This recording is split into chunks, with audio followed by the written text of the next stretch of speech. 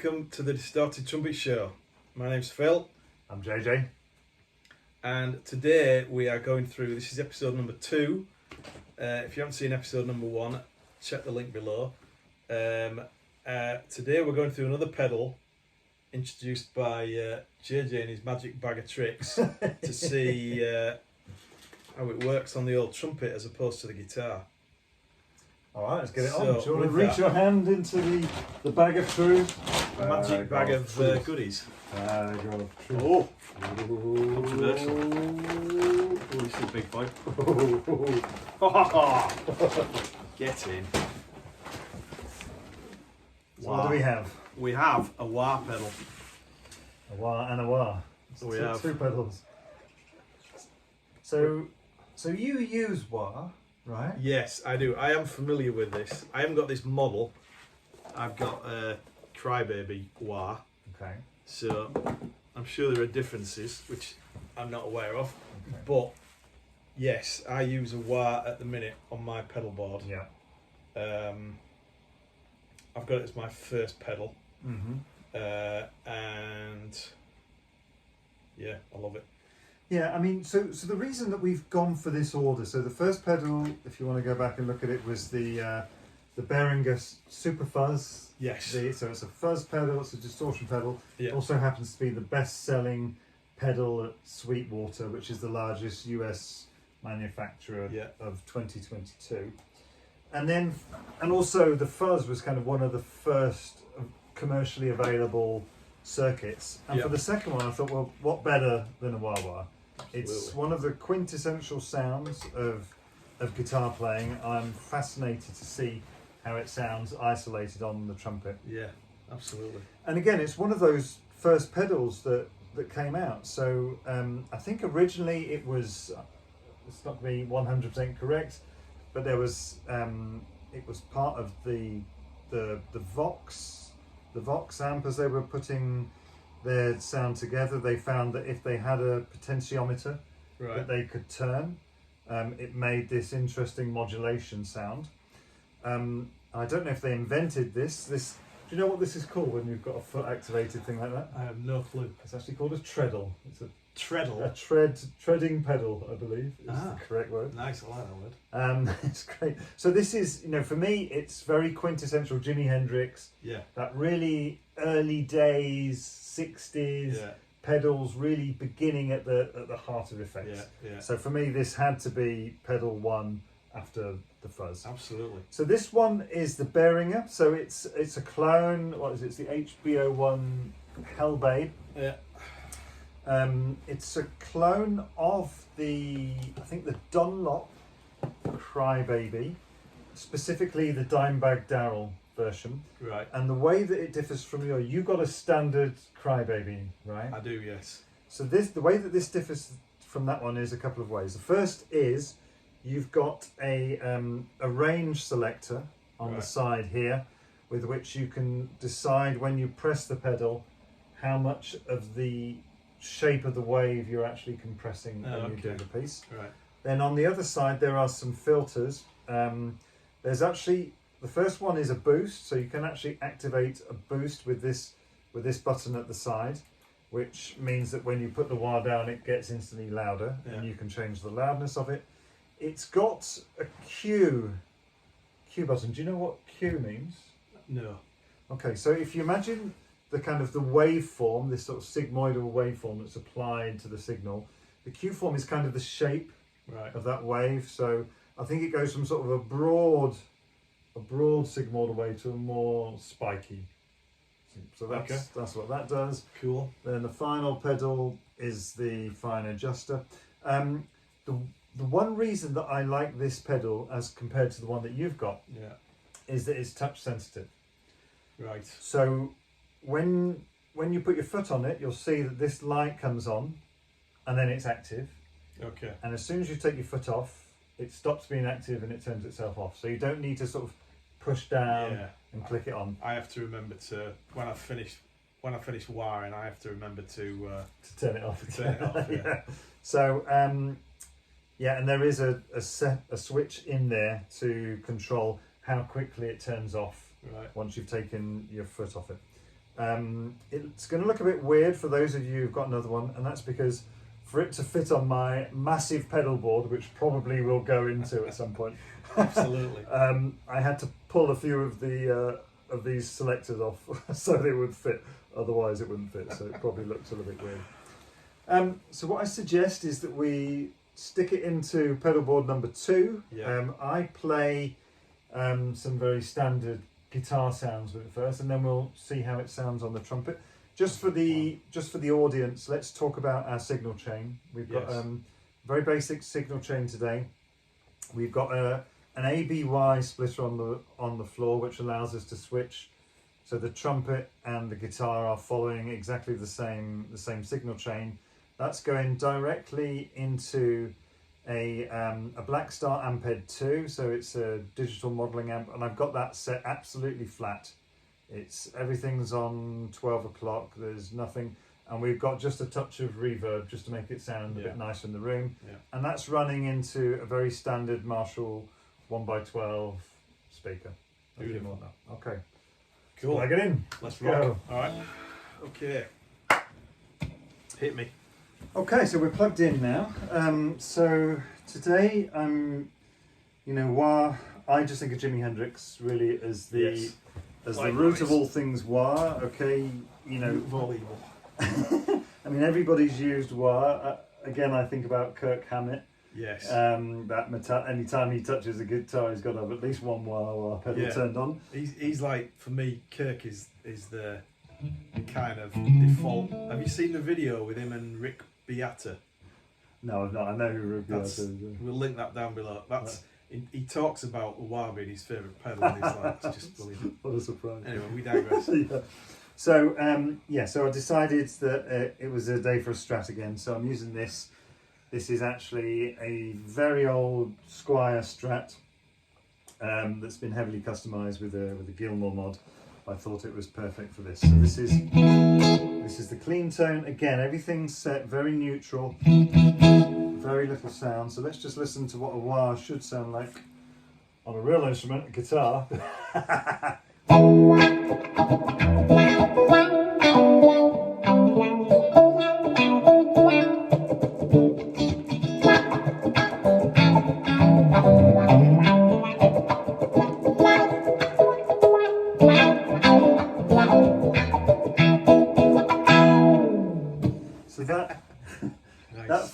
For me, a wah says Jimi Hendrix. Yes. It also says this kind of 70s funk,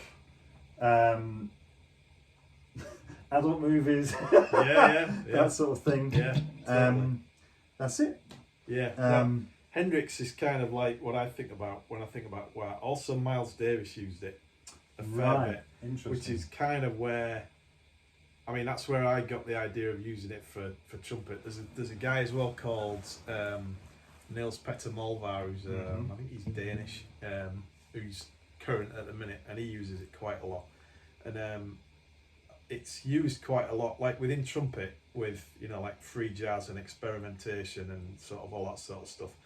They use it with a trumpet and a bunch of other pedals for just crazy sort of let rip type of effects on it. So it's no, I've been wanting to use it for years. I used a Crybaby when I was in the studio in Amsterdam earlier in the year, and it was just sort of like it was just so easy, and just so I told them.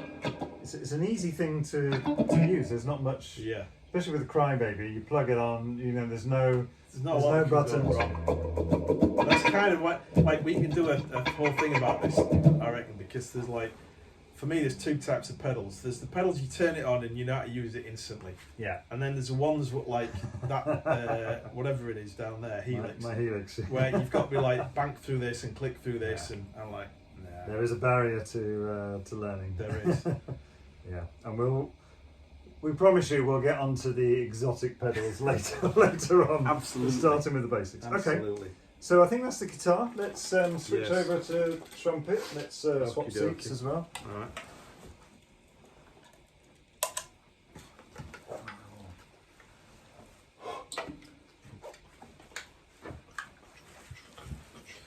Do this.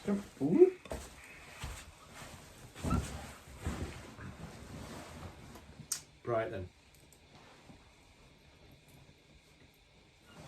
Are we plugged in? Ready to rock? I believe so.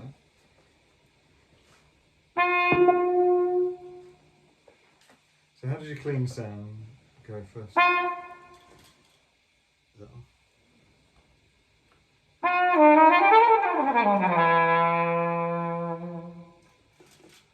on?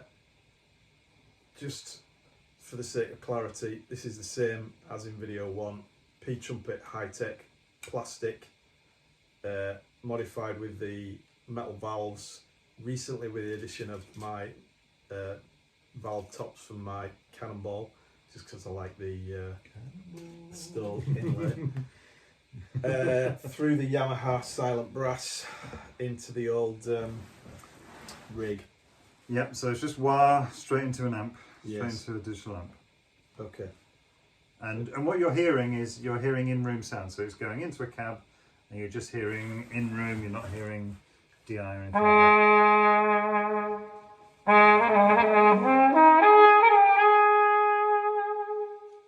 Right. Okay, that's wire. So should the green light come on? Oh, am I doing it wrong? There's a yellow and a red light. Red light means you're using it. Right, okay. When it's off.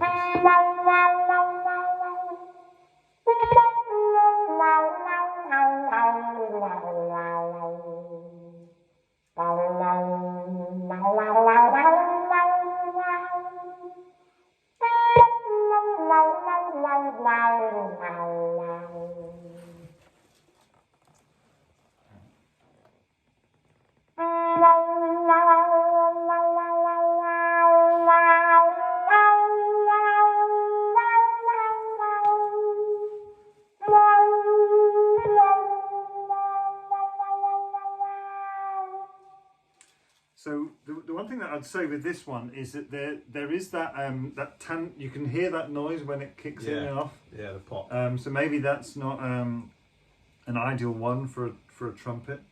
If you're Right. because you're coming down to the bottom, which is then turning itself off. So Yeah. if you rest at the top, okay. I think that's the reason why you're hearing that audible pop. Right. Try it.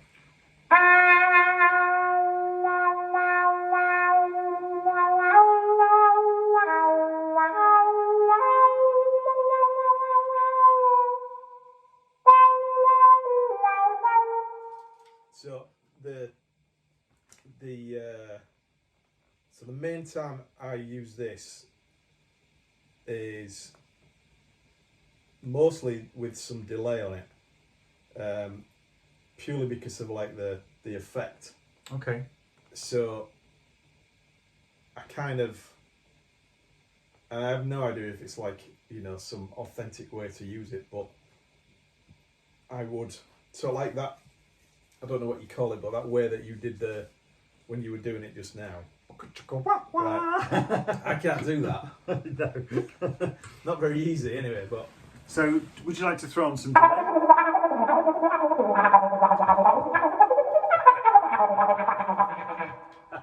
That's kind of as close as I get. That is. So, let's throw on some delay.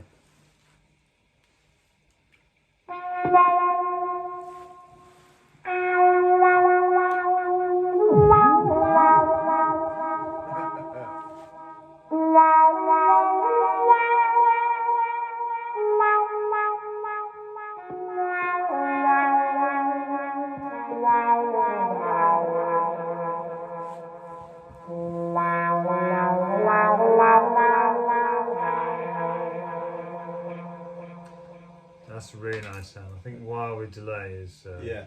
beautiful. On its own, it's just, with the trumpet on its own, it's kind of like, not lost, but yeah, it's kind of not fulfilling its potential. Right.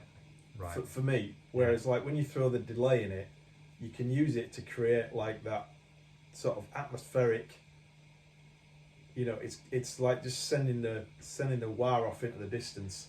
It's like you're controlling the delay. Yeah, it feels like you've got a lot more control over It's like intentional delay with with so like I'll use it to accent certain notes, you know, like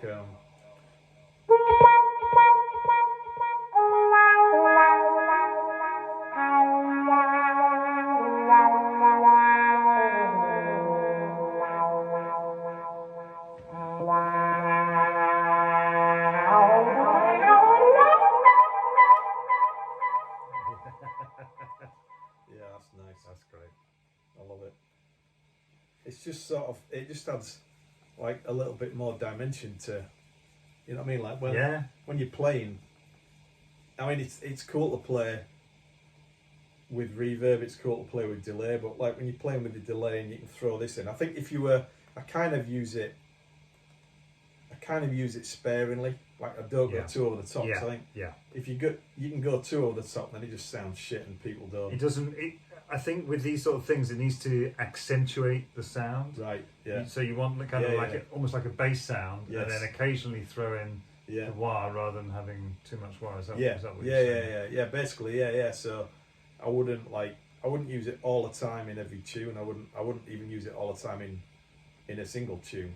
It would be like, I don't know, like if we were in the middle of playing whatever and it was like a bit of a sort of jam bit in the middle, you know, I would kind of use it for that. And one of the things which, and I have no idea what the correct thing is, I imagine we'll get to delays at some point in the future, but I have a thing which I can assume that the Magic Bag of Tricks displays one of, that is. Oh yes. I have one of my favourite things to do at the minute is easy. I can. It's the easy tiger. It's not that type of show, people. I like to turn up the pulse or whatever it's called on the pedal. Of the delay. Yeah. And it just sort of like, you know, builds and builds and builds. The delay gets louder and sort of big like that. And when you do it timed with the fact that it's delaying a wah at the same time, it's almost like double bubble, you know. Yeah, absolutely. I mean, I think what will be interesting is when we get in the rest of the series, when we get into the more complex delay pedals with an expression pedal, where you can change the parameters of that delay pedal on the fly with a pedal, with a treadle. Let's say. Right. Okay. That's the bit I'm way out of my depth for all that stuff. I don't even know. Kind of don't even know how that even works. So massively intrigued. Well, imagine so the minute you've got a very simple delay pedal, right? You've got the blue delay, which is a clone Boss pedal, I think. It's one of the Chinese clones. So it's just a two switch delay, if I'm right. So it's got a depth and a speed, essentially. Yeah. So imagine that rather than setting that you've got another expression pedal where you can control those things up or down. Okay, all right. Yeah. Cool. Rather than doing it with them. Nice. All right. Alrighty. I think that's it for wah. I think it's a great effect. So in terms of guitar, you can use it anywhere, especially to accentuate a solo. And with a trumpet, it sounds like it's the same sort of thing. You don't want to use it all the time, but you want it to accentuate certain things. I mean, like in the stuff where I've used it, you know, like other videos that I've put out, you know, on my channel on here on YouTube and Instagram and stuff, and even like, you know, with the band and stuff, like it's just that kind of experimental sort of like just I never know what to call shit really.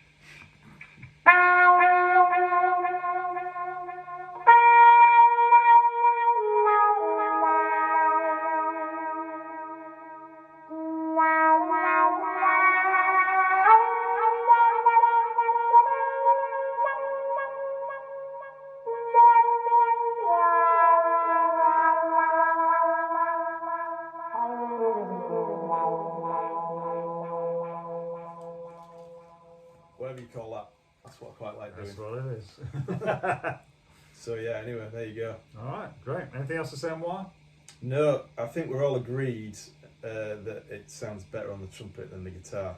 Well, as I'm sure people with ears will be able to tell you, it sounds a lot better on the guitar than the trumpet. Surely not. What do you think? Let us know down below. Yes, please let us know. Right. Alright, we'll see you for the next pedal. Cheers. Next week. Alright, cool. Adios. Thanks, everyone. Thanks a lot.